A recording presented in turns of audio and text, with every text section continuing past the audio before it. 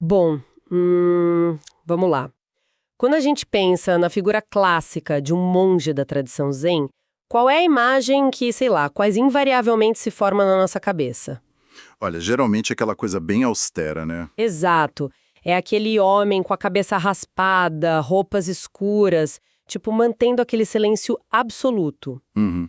Suportando um frio cortante num salão de pedra lá na Ásia. Pois é.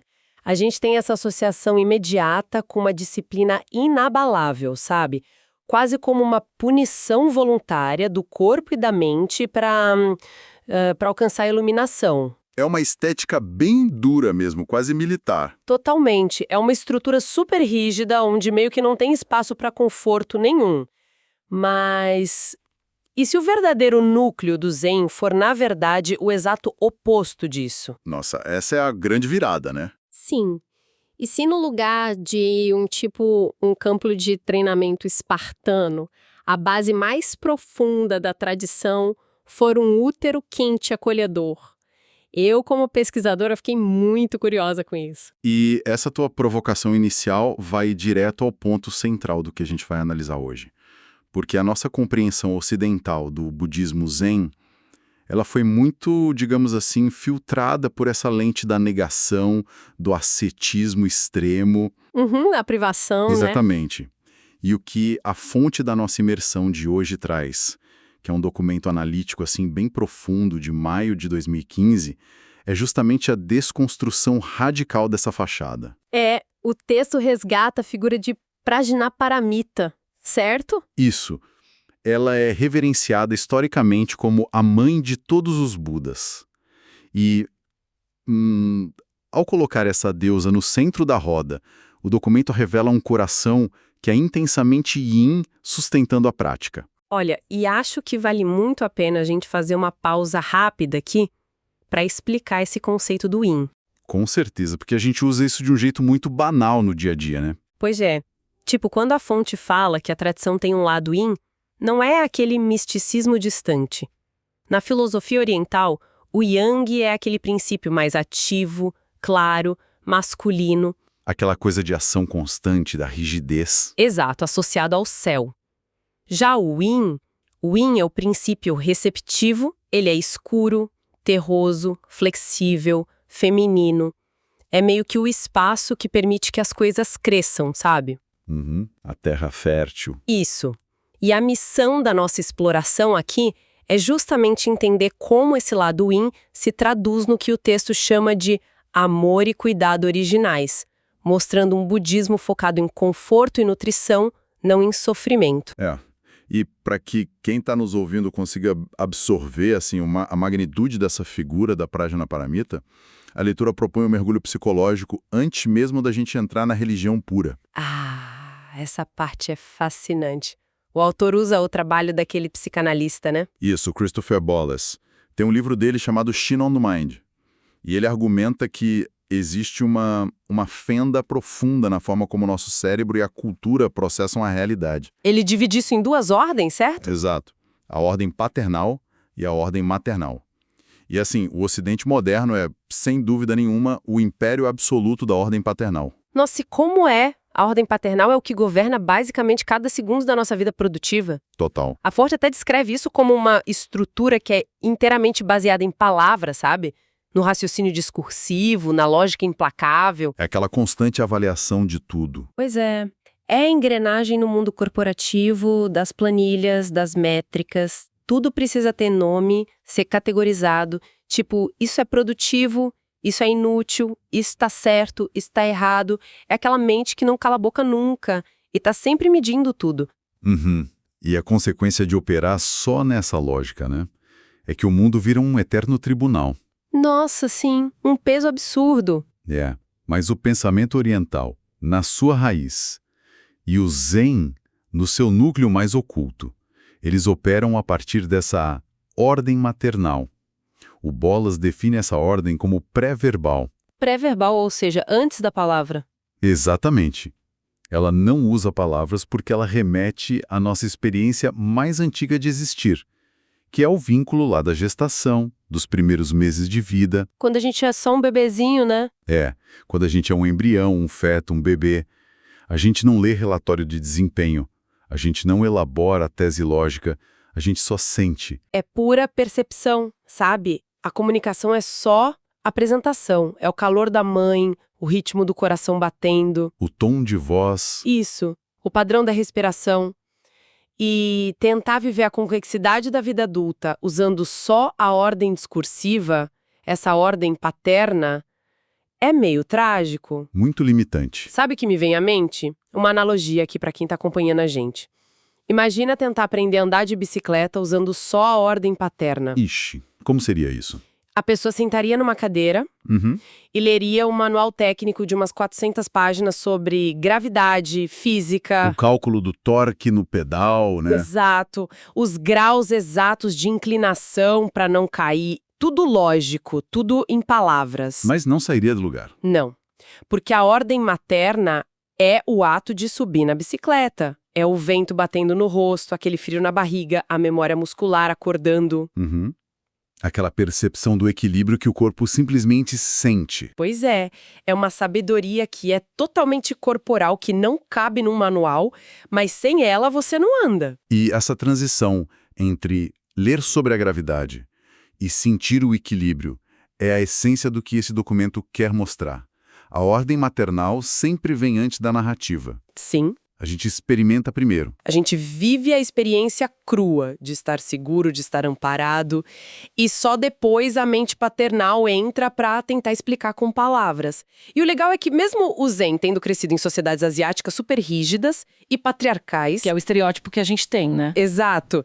Mesmo lá, ele preservou esse bolsão secreto da ordem maternal. E isso nos leva direto para como essa ordem maternal ganhou um rosto e um corpo de verdade na tradição. Porque a filosofia oriental, para traduzir essa sensação de amparo, ela personifica.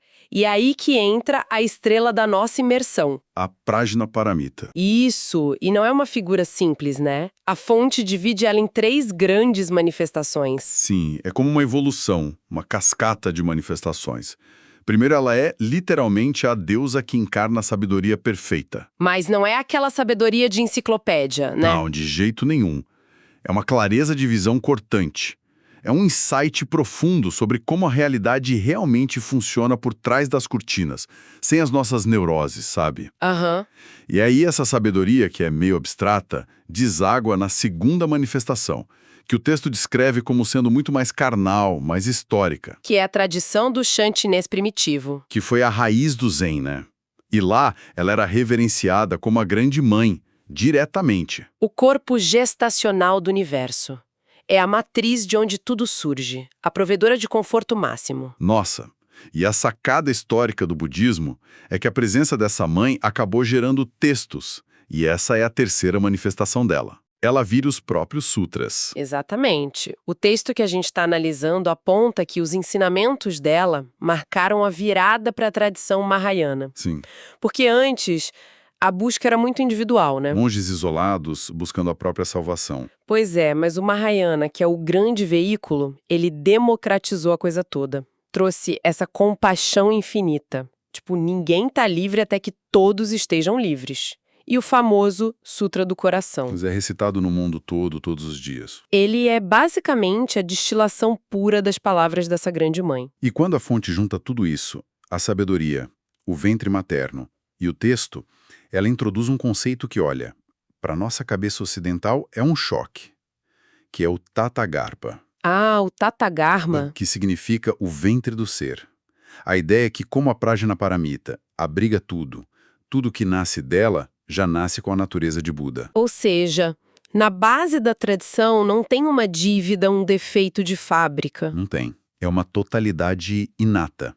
E aí o contraste com o Ocidente grita, né? Grita demais, porque toda a nossa estrutura psicológica, cultural, a gente cresceu na base do pecado original. Exatamente, a ideia de que você já nasce devendo. Sim, a gente nasce com um defeito, em déficit, com uma mancha, e aí a vida vira o quê? Um projeto exaustivo de tentar consertar a gente mesmo. De buscar validação o tempo todo. Pois é, mas a leitura contrapõe isso com a perfeição original. Que não importa o caos da rotina, a nossa fundação lá no fundo é inteira. Mas, deixa eu fazer o papel de advogada do diabo aqui rapidinho. Manda. A palavra perfeição hoje em dia é perigosa, né? Quando o texto fala em perfeição original, isso não cria o efeito reverso? Como assim? Tipo, não joga uma pressão esmagadora nas pessoas. Para quem nos ouve, não parece que a gente está trocando o peso do pecado original pela ansiedade de ter que ser um ser iluminado que nunca erra. Esse é o paradoxo central, mas a fonte explica isso muito bem. A confusão rola porque a gente escuta a palavra perfeição com o ouvido da ordem paterna. Ah, da métrica, do desempenho. Exato. Para o cérebro paterno, perfeição é a planilha sem erro, o currículo impecável. Mas no contexto materno, perfeição é sobre a essência, não sobre a execução. Entendi. A perfeição original não é um troféu que você tem que ganhar sendo um ser humano sem falhas. Significa que a sua essência já é digna e inteira no meio da bagunça. Imagina um alívio disso para quem sofre com um síndrome do impostor, por exemplo. Nossa, total. Não é trabalhe duro para ser perfeito. A sua essência já é completa, mesmo vivendo uma vida imperfeita. Exatamente. Muda tudo. É a diferença entre tentar ser à prova de falhas e só reconhecer que você já é inteiro. E como essa ordem materna não dá palestrinha, né? A forma de ensinar isso é visual. E o texto mergulha muito na representação estética da deusa. Cada detalhe dela é uma ferramenta psicológica. Sim, começando pelo trono dela. Ela está sempre sentada numa flor de lótus. E a lótus é o grande equalizador dessa filosofia, né? Porque a lótus só cresce e só desabrocha aquela beleza toda se a raiz estiver afundada na lama. Na lama bem espessa do fundo do lago. Sem lama, não tem flor. E trazendo para a nossa vida, a lama não é, sei lá, uma energia mística ruim. A lama é a caixa de e-mail lotada. A conta que vence amanhã. O trânsito, a discussão com alguém no fim do dia. E a nossa mente paternal quer fugir da lama a todo custo. A gente acha que só vai ter paz quando a vida for limpinha, quando todos os problemas sumirem. Exato. Mas o trono de lótus mostra que a perfeição se manifesta através da bagunça, não fugindo dela. E aí a gente chega no segundo elemento visual dela que assusta um pouco de primeira. A espada. A espada afiadíssima. Pois é, eu achei bizarro no início. Uma mãe acolhedora segurando uma arma mortal. Parece muito contraditório. Mas aí, lendo com calma, a gente percebe que não é uma arma de guerra. Não é para atacar os outros. Não. Sabe com que se parece? Com um facão. Imagina um guia mega experiente usando um facão para abrir caminho numa selva super fechada e densa. Essa metáfora é perfeita para explicar a intenção compassiva dela. Porque o texto diz que ela usa a lâmina para rasgar a delusão. Os cipós e espinhos da selva, né? Isso. Os espinhos são os nossos apegos desesperados. Aquela crença falsa de que a gente não é o suficiente. Os pensamentos que não param de ruminar e escondem a nossa clareza. A deusa corta isso não para punir, mas para podar essas amarras, libertando a gente daquela visão assustada que a gente tem do mundo. Corta o delírio para revelar o que sempre esteve lá. Nossa, muito lindo. E o pacote visual final dela, que o autor faz questão de pontuar, é que ela é descrita com uma beleza física, assim, estonteante. Sim, cheia de joias, coroas, um rosto sereno e apaixonante. E isso tem um propósito metodológico, não é só estética. A beleza ali é um gatilho para contemplação. Os textos antigos recomendavam que as pessoas tivessem uma estátua ou pintura dela e só sentassem junto. Mas por quê? Para treinar a capacidade de sentir fascínio, de nutrir a adoração. Quando o seu cérebro aprende a olhar maravilhado para essa figura materna, isso começa a vazar para a sua vida normal. Ah, entendi. Transborda para a rotina. Exato. Aquela admiração que você treinou meditando, você passa a sentir quando vê uma folha caindo, uma árvore velha na calçada ou as linhas do rosto de alguém que você ama. Ou seja, você transfere o fascínio do mito para o banal. E aí a grande pergunta é: como a gente tira isso só da imagem e experimenta fisicamente essa ordem materna no dia a dia? Porque não dá para ficar só na teoria da adoração, tem que ter uma prática. E a fonte apresenta uma que é 100% baseada em vibração e som, que é um mantra lá do final do Sutra do Coração. Gigate Paragati Parasamugati Bodhiswaha. E a parada é que o significado lógico não importa, né? Não importa quase nada, o poder, na ordem pré-verbal, está na frequência sonora. E a neurociência moderna concorda com isso. Quando a gente fica pensando em filosofia, a energia fica presa no córtex pré-frontal. Mas quando você emite um som longo, vibrante, muda a respiração. Sim, a vibração na garganta estimula o nervo vago. E o nervo vago manda um recado direto pro corpo. Tá tudo seguro. Desacelera o coração. É como se o som driblasse a lógica do cérebro e entrasse direto na sala de controle emocional, imitando o ambiente do embrião. É fisiológico. O corpo entende a repetição. O autor diz que recitar isso 108 vezes ancora essa energia da deusa dentro de quem pratica. Transforma a ideia num cobertor sensorial real ali na hora. Uhum. Mas olha, tem um elefante na sala que a gente precisa encarar nessa análise. O fato de que o Zen não gosta de devoção. Exatamente. O Zen é globalmente conhecido por ser anti-devoção. Tem até a frase: se encontrar o Buda na estrada, mate-o. Sim, desencoraja qualquer apego a ídolo externo. Tudo é a própria mente. Então, sugerir que a pessoa fique adorando uma deusa bonita e cantando mantra não é tipo uma traição aos princípios do Zen. Parece, né?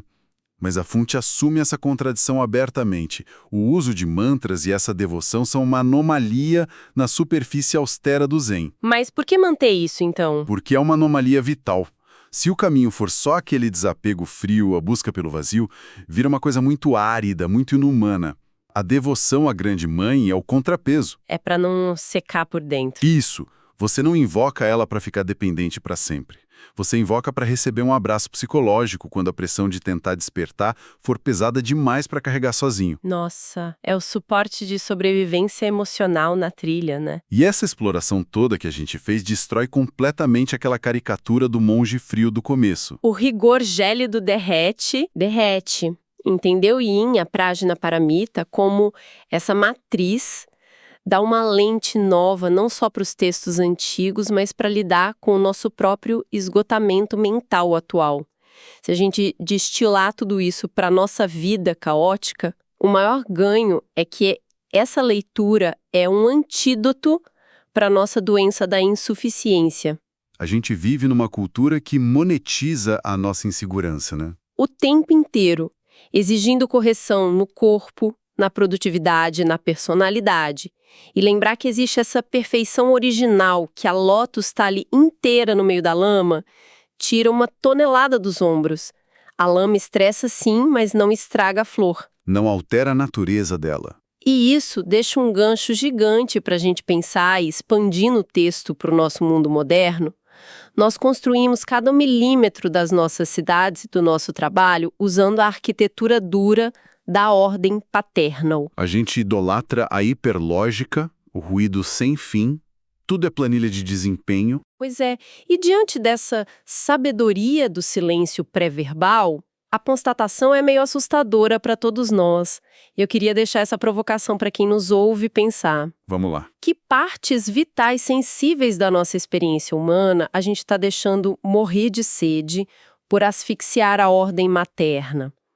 E além disso, será que o nível absurdo de exaustão, ansiedade, depressão de hoje em dia não é lá no fundo um sintoma de saudade crônica do ventre? Nossa. A falta coletiva de um amor incondicional, que nunca pediu um currículo para validar o nosso direito de existir. Bom, fica aí o espaço para essa reflexão amadurecer. Até a nossa próxima exploração.